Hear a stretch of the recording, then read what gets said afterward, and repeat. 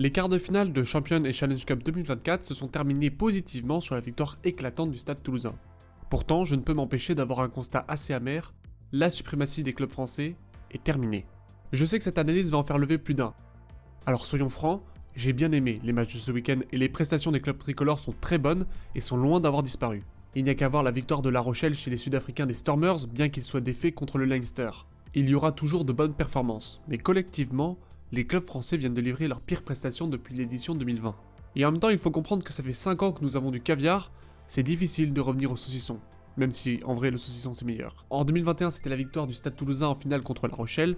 En 2022 et 2023, les Maritimes s'étaient imposés contre le Leinster.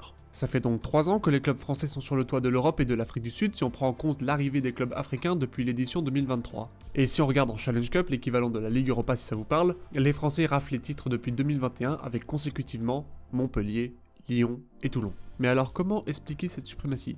J'ai une réponse assez simple. Le top 14.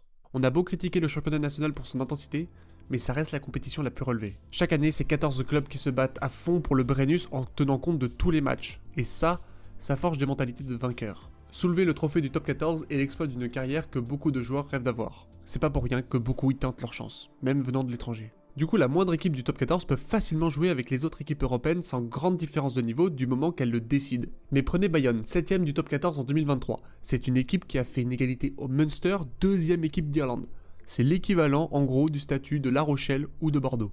Faire jouer 14 équipes dans son championnat national est une véritable force. La France est la seule à avoir cela, car même le championnat anglais, la première chip, ne compte que 10 équipes. Et je vous parlerai même pas du United Rugby Championship. Cette force est aussi sa faiblesse puisque jouer le top 14 est une mission à part entière que tous les clubs doivent mener. Maintenant, tout va dépendre s'ils veulent évoluer sur les deux tableaux parce que c'est un investissement humain et financier. Bon, et la suprématie française s'explique aussi par les nombreux talents qui ont éclos chez nous. Il faut dire que la restructuration avec les GIF a beaucoup aidé.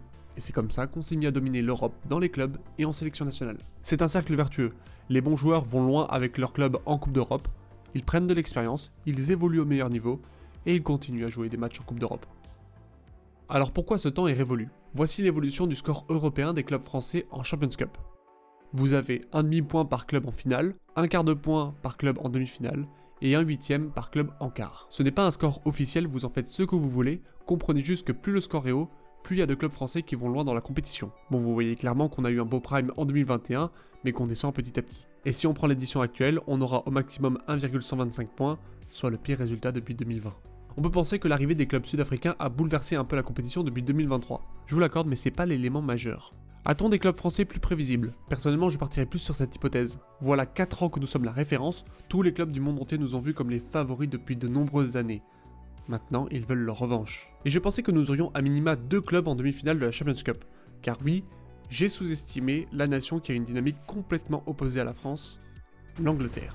Je pense que le réveil anglais ne fait aucun doute. 2 clubs en demi-finale, c'est le meilleur résultat depuis 2020. Il y a comme un vent de fraîcheur sur cette nation qui a subi, rappelons-le, une importante crise économique sans précédent. Et si on regarde leur score européen, il n'y a pas photo sur l'évolution, c'est dans l'autre sens. Bon, les clubs français n'ont pas à rougir, loin de là, mais c'est bien une fin de suprématie.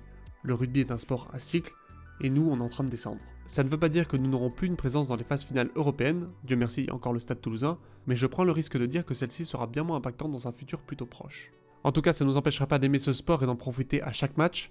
Merci au club français pour ses quarts 2024. Rendez-vous en 2025 pour prier encore plus fort, on l'espère de tout cœur. Sur ce, portez-vous bien, et n'oubliez pas, allez les bleus.